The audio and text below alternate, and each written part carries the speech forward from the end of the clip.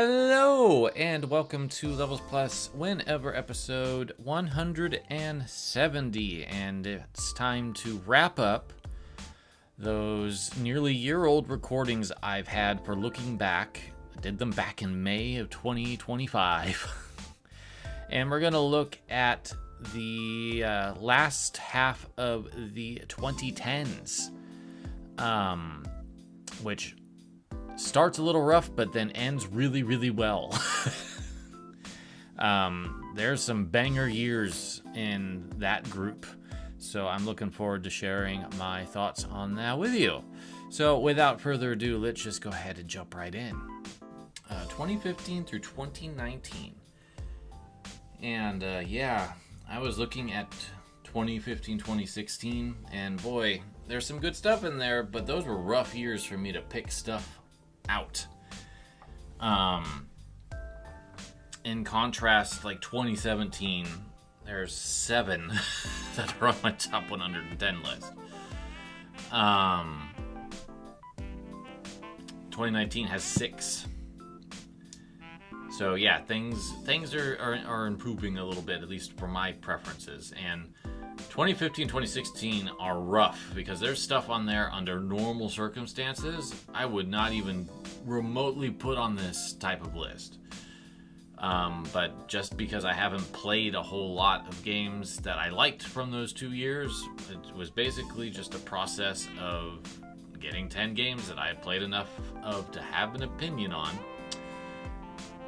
So here we are. But as you can see, we've got some really good stuff. SteamWorld Heist, one of my favorite tactical games. The XCOM series roaring back with XCOM 2 and War of the Chosen. It'll Do Too, one of my favorite indie games. Splatoon showing up, one of my favorite franchises of Nintendo's. We've got the revival of Tango Project within Natsume Atari with Wild Guns Reloaded and the Ninja Warriors once again. We have Zelda's bold new reinvention of what the franchise could mean with Breath of the Wild. Got Mario returning to his roots to Mario 64 style gameplay with Odyssey. Fire Emblem has its best entry ever. Resident Evil 2's remake is astoundingly good. Smash Ultimate is what it says on the tin. Incredible indie games like Celeste, Untitled Goose Game, A Short Hike, Sayonara Wild Hearts, Iconoclast, Time Spinner, the SteamWorld games as I mentioned, and It'll Do Too. Gato Roboto. Bloodstained technically is kind of an indie game. River City Girls is kind of an indie game. Just Donut County. Just really good stuff. Sunsoft came back with Blaster Master Zero with Inti Creates. Lizard Cube got its start with Wonder Boy the Dragon's Trap remake. There's just a lot of stuff on here that's just truly phenomenal. And there's quite a bit on here that I don't have a lot to say, especially in those first 2 years. So we're going to be probably pretty brief on 2015, 2016 in contrast, because I'm just going to be like, I barely played it. 2015, though. SteamWorld Heist, as I said, is one of my favorite tactical games. What a beautiful game this is. It's gorgeous to look at. It's got such a fantastic vibe. And the soundtrack by Steam Powered Giraffe is so good. It is truly one of my all-time favorite indie games. The sequel came out last year. I have it. I just haven't had a chance to play it yet. That's on my list after I beat Metaphor. Hopefully later today. It is nigh perfect. And that's why I'm really excited about Heist 2 to see if changing it to be the submarine format instead of the space format is going to really mix up that one element that perhaps could have been worked on more, the map. So we'll see how that all goes in due time. But SteamWorld Heist Original is still an amazing game and I highly recommend it.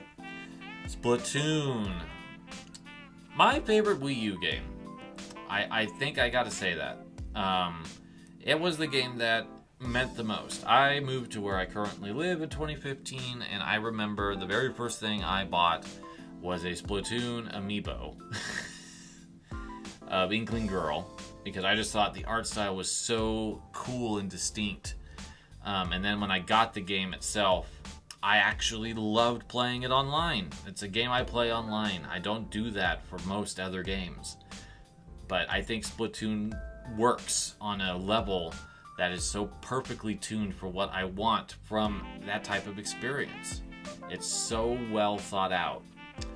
And I do think that in a lot of ways, there's just so much strength in that initial experiment that Splatoon 2 would then polish and refine and really make it defining. But we'll get to Splatoon 2 later. The first steps of Splatoon were really well done, though, and I think that it became one of Nintendo's most important franchises almost overnight, and was easily the highlight of the Wii U, without question.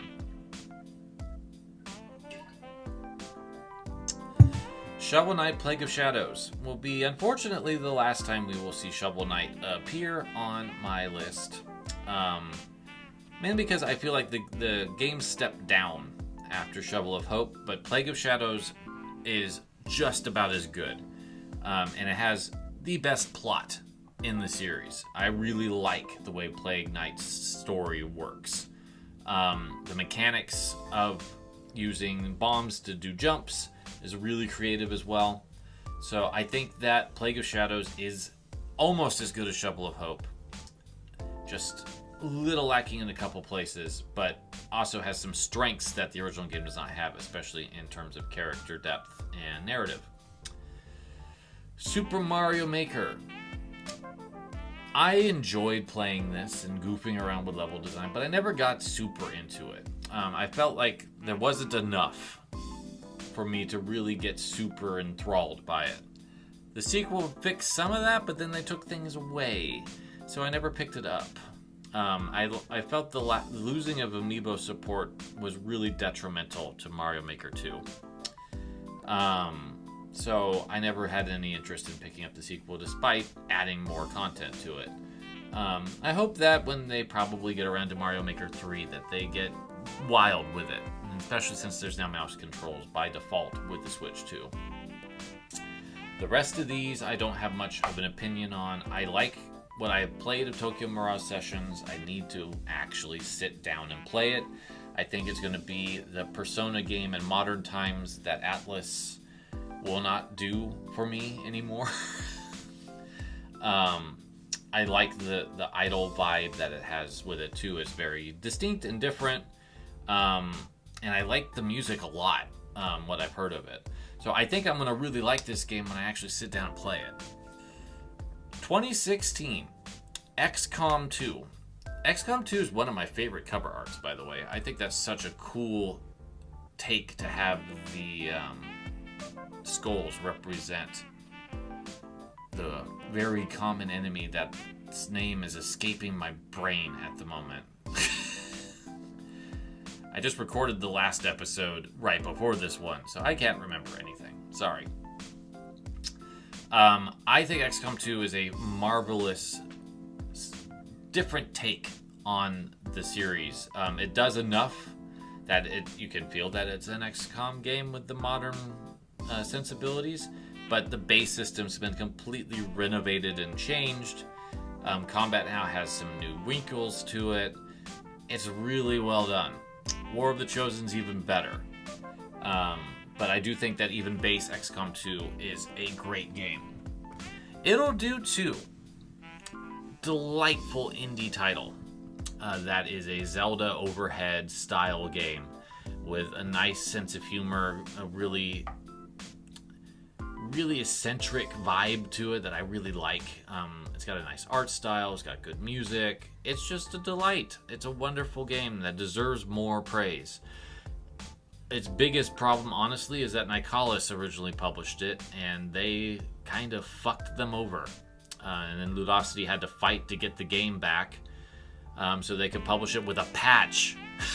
Because Nicalis wouldn't publish the patch for them. Oh, that company. Despite that, it is a marvelous game. I would highly recommend you check it out if you like that style of action-adventure.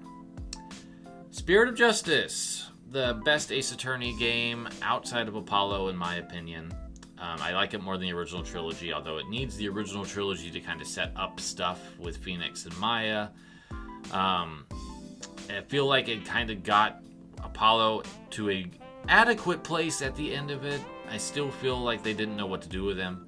Athena's kind of set up really well for a future game as well as Phoenix. So I feel like it's a nice conclusion to the second trilogy in a lot of ways. But again, I feel like they just didn't fully know what to do with Apollo, so they just kept coming up with all these interesting family things to toss him into that they probably didn't need to. Tango Project, original developers of several of Natsume's NES games and Super Nintendo games, came back to life a little bit earlier with an Xbox Live game. That was a bit of an homage to Final Mission SCAT.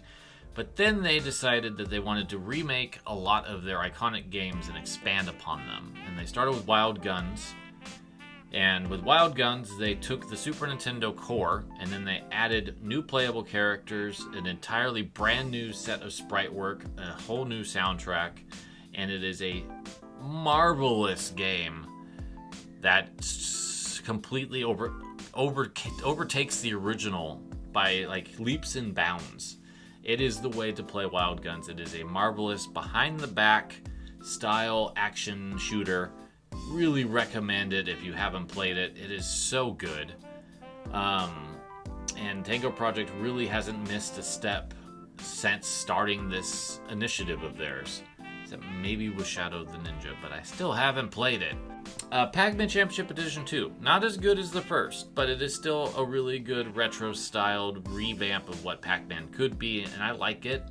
I just think Pac-Man Championship Edition 1 was even better. 2017.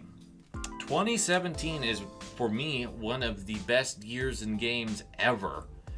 And like I said, 7 of these are on my top 110 now, and 9 of them have been on it at a point. What a year. I thought XCOM 2 was going to be on top again with War of the Chosen, but no, Breath of the Wild is. There's 3 games, I think, in between Breath of the Wild and War of the Chosen. And Zelda Breath of the Wild is in my top 10. War of the Chosen's in my top 15. It's my favorite XCOM game. But here's Zelda Breath of the Wild, a game that truly means so much to me because it was the game that I went to when I got divorced and spent a month pretty much uninterrupted in its world, fully engaged with everything it was doing and loving so much of it and finding so much peace and healing and just the ability to find myself after being trapped in a really narcissistic relationship for a very long time. It's an important game to me for all of that. And after playing Tears of the Kingdom and having time to sit down and think about which of the two did it better, Breath of the Wild was cleaner. It had less mechanical stuff grafted onto it. And I think I appreciate that more than Tears of the Kingdom with its Ultra Hand system that just overcomplicated things. I think it was just perfect the way they first did it. So I really love Breath of the Wild, even if it does undo a lot of what made Zelda Zelda. And some people even feel like this isn't a true Zelda game. It doesn't have dungeons. They're kind of right, but at the same time, I think that it's the best open world game I've ever played. So I really love Breath of the Wild, and it means a lot to me on a very deep level. And it's my favorite of the series to this day. War of the Chosen adds the Chosen. A whole bunch of new antagonists that can just show up and absolutely wreck your shit. And it adds so much tension to any map because you just don't know when they're going to show up and make things hell for you unless you kill them. And then you get really overpowered stuff that justifies the really high difficulty spike that you get. And there's a bunch of new maps. There's a bunch of other new gameplay wrinkles with their additions. It's just so good. Oh, man. What a wonderful game XCOM 2 War of the Chosen is. It's so good. I really am wanting to play it again. SteamWorld Dig 2. Not as good as Heist, but a huge step in the right direction following the foundation of Dig 1. And is so good. It is a marvelous, marvelous game. It is a Metroidvania, kinda. Just executed very, very differently and uniquely, and just it's really fascinating and wonderful, and it's got a great art style, great music, feels great to play. Image and Form know what they're doing with this series for the most part, and they were kind of on a really good streak with Dig, Heist, Dig 2, and they've been a bit more experimental since then, but I just feel like those 3 games truly are outstanding. Splatoon 2 probably could be in the top 3. Probably should be in the top 3, but it's not. I feel like SteamWorld Dig 2 does deserve to be in the top 3 because it's excellent. And Splatoon 2 has been supplanted by Splatoon 3. I do think that they did so much excellent work to make Splatoon 2 even better than the Wii U one. They added a bunch of new ranked ideas. The story mode's better. The DLC is amazing. Off the Hook are such good characters. Still the best ones in that franchise, in my opinion. Improved the way the multiplayer works, added new weapons. The maps were great. The ones they brought back were also great. It's honestly the best one in terms of just execution of maps, in my opinion. I don't think Splatoon 3 is as good to play with the maps. The maps are just not as interesting or as well thought out, or they're just designed in a different way that I don't like as much. But I think Splatoon 3 is still the best of that series to this point for other things, and we'll get to that when we actually talk about Splatoon 3.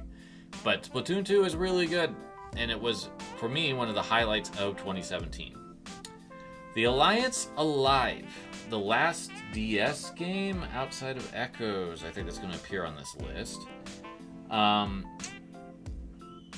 really great game.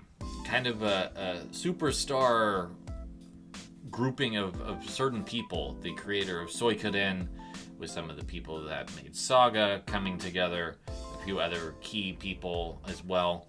That just made a really great game. The art is not my favorite. I don't love the art in Alliance Alive. I think it's a little bit too cutesy. And they've got some characters that they're trying to do sex appeal stuff with. It's a problem. That's why I never bought the HD version. Other than that, that's really the only complaint I have. I just love this game. And it does so much right. It has some really cool ideas for combat and exploration. It's such a phenomenal game. 2018, what a year too. I mean, that's a really stacked year. 4 of those are in my top 110 still. I think that Grease, Smash Ultimate, Celeste, and Time Spinner are all marvelous games. This is a really strong indie year. Because in the top 5, 3 of them are indie games. And I don't think that, at least in any other year, I had more than 1, maybe 2. But I really feel like with the Switch that indies really started becoming a much more prevalent part of my experience playing games, and I'm so happy about that. Because some of the best games I've played have been indie titles, and Grease is an excellent example of that. Grease is in my top 3. It has continued to worm its way deeper and deeper into my soul. The more I think about it, and I'm due to play it again after my grandfather recently passed. I feel like I need to just have that emotional release at some point in the near future. It is a game that I love, unquestionably. I don't have anything to say bad about it. I have gone above and beyond to really support Namada with practically everything that they've done Grease-wise that I can, because I really want this studio to succeed and continue to make incredible games like Grease and Neva. And Grease is still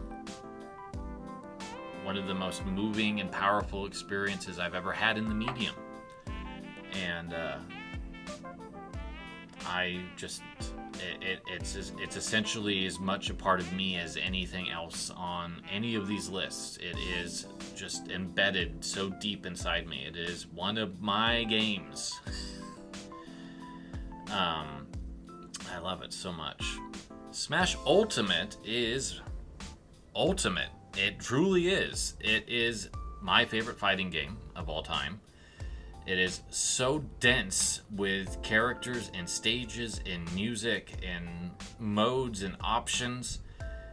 It's mind-boggling in contrast. Like anything else just pales to the amount of what's in Smash Ultimate. There shouldn't be like 90-esque characters in here.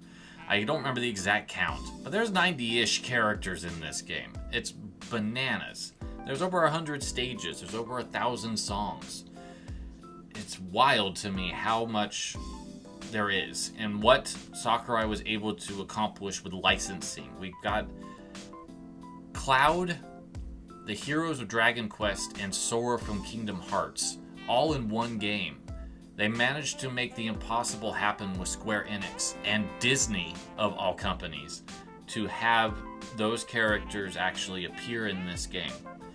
We've got Castlevania, we've got Metal Gear, we've got Sonic the Hedgehog, we've got Persona, we've got Minecraft and Banjo-Kazooie, we've got Fatal Fury from SNK, we've got Street Fighter, Mega Man, we've got Bayonetta. It's wild what's in this game. Truly wild. We've got Tekken. We've got Pac-Man. The list goes on. And that's not even counting Nintendo's own franchises. It's truly a landmark game on so many fronts on what it accomplished. And I don't know if we'll ever have a game quite like it. I don't know if Smash 7 will ever be what Ultimate was, because they might not be able to make all that happen again. Celeste is a beautiful game. It is truly, it's up there with Grease in terms of telling an incredible story through the means of a video game. It's marvelously crafted. It's one of the best level designs in any game, with just precision platforming that has accessibility options to make it just a bit more accessible and easier for players that just aren't cracked at it. So you can experience the story and experience Madeline's incredible journey from beginning to end and truly understand what's going on with her. What a game. Beautiful sprite work, incredible soundtrack, powerful story, wonderful characters. Everything I love about video games is in Celeste, and it is truly one of the greatest indie games ever made. Time Spinner. I like Time Spinner a lot. I think it's underrated. Some people don't care for it that much. But I really think that as an indie Metroidvania, it's one of the best ones I've ever played. It's just got a really compelling narrative hanging over everything.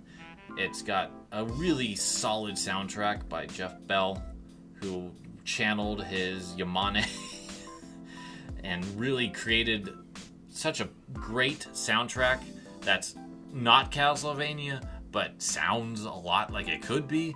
It's really good. I think it controls well. I think it's got great sprite work. I like the characters a lot. It's a really good game that I think deserves more praise than it gets. Hyrule Warriors Definitive Edition. Now, I didn't include the original Hyrule Warriors because I felt like I had a lot more beef with that game than I do with Definitive Edition. Definitive Edition adds the ability to swap characters, so you can just tag to somebody else, which is important in this game because there's just bosses that show up and wreck your shit somewhere on the other side of the map, and you can't get there in time. In the original game, you can in Definitive Edition because you can switch between. Bosses are not as annoying in Definitive Edition as well, which is great. There's tons more characters to unlock. There's tons more weapons to unlock for them. Some of my favorite controlling Warriors characters are in here. I love Linkle. I love her so much in this game. She's so fun. Midna's a lot of fun, and I finally get to play her in a game. She's great. Even characters I don't normally like Fee. She's actually pretty good in this game. It is one of the best Warriors games, easily, in my opinion. I think only Three Hopes tops it for me. But I think it's really good. Alright, 2019. Fire Emblem Three Houses is my fourth favorite game of all time. And Grease and Three Houses fight with each other all the time in my head where they place. But I do think that Fire Emblem Three Houses is my favorite game in that series by a long shot. My favorite tactical strategy or role-playing game. It's my favorite role-playing game outside of Chrono Trigger. It is brilliant in so many ways. I love the characters to death, except for Dimitri. I could do without Dimitri and his entire thing in Three Houses. He's fine in the first part. It's just it becomes just bad in the second half. I love so many of these characters, though. And I love the art style. I think the music is fantastic. The moment-to-moment gameplay, wandering around, forgetting what religious structure it is. I'll just call it a cathedral for now, because I can't remember what it actually is. But wandering around the cathedral is a great time. Interacting with people, finding lost items, finding the opportunities to fish, and all that stuff. It's great. It's just, I love that Persona-esque addition to the Fire Emblem format. A lot of people don't think the maps are very good in terms of the actual combat. I don't care that much. I think that they're fun. For me, it's more about characters that I like doing things that I like seeing them do, and that's exactly what Three Houses delivers. The DLC is also really good. It's a nice add. It really makes me disappointed and engaged the more I think about Three Houses and how well together that came. Because the team that made Engage is like the core Fire Emblem team. Three Houses was primarily developed by Koei Tecmo. So it's like, well, no wonder they didn't really progress from Fates with Engage or Awakening, because that's the same team that didn't learn anything from Three Houses. Because they were developed concurrently and they just held Engage for a lot longer. Kind of shows. So my hope for Fire Emblem in Switch 2 generation is that it is much more like Three Houses. Untitled Goose Game. I love this game, and the more I play it, the more I love it. I've recently played it with my parents. I recently played it with a best friend. We had such a great time being geese that I've fallen in love with it all over again, and it's climbed into my top 20. It is a impeccably paced game that just presents so much opportunity to be silly and goofy and disruptive. What a wonderful experience. I cannot recommend Untitled Goose Game enough, and I can only hope that what House is doing next can compare to just the joy that their Goose Game brings to me. Tango Project's back. We've got Ninja Warriors once again, or as it was localized, the Ninja Saviors Return of the Warriors, which is just much more lengthy. I adore this game. This is my favorite Tango Project game by a considerable margin. It is so good, start to finish. It is one of the best beat-em-ups ever made. Visually stunning, great remastered soundtrack, controls like a dream. You can play it with two people. It's so good. I cannot recommend it enough. If you haven't tried it and you like beat 'em ups at all, pick it up. Pick it up right now. You can get it on everything, I think, at this point. Resident Evil 2 Remake. I was not sure how much I was going to love this game until I played it, and I do think I like it more than OG RE2. I just really like the new Leon and Claire. I think that they're great and have a nice chemistry together. I like the new story beats. I think that both of them have really compelling narratives and some of the most harrowing stuff I've ever played in a game that's like gives me the willies just thinking about it. Especially on Claire's side with Sherry's standalone gameplay. God, that is so awful. So awful to play. Brings an entirely new dimension to terror, for sure. That humans can be worse than those that are the undead. It's missing some enemy types. It's missing some of the areas of the original game. So I can understand the argument that RE2 Classic is still the definitive experience of this game, but I really think that I prefer RE2 Remake, much like I prefer RE4 Remake. But that doesn't supersede the original game entirely. That's why it was on my list as its own thing earlier. A Short Hike, another charming indie title that I really, really enjoyed. If you want a Zelda-like adventure game without the action fighting element, this is your game. This is perfect for you. Claire's adventure is just a delightful romp through a national park environment where you get to fly and search and play games with the residents that are hanging out in the park. It's a wonderful game. It's truly, truly a wonderful game. Just fun from start to finish, but it's also so chill and so relaxed. I really love A Short Hike. Everything about it is so well done. Thank you for joining me, and I will see you in the next episode. Take care.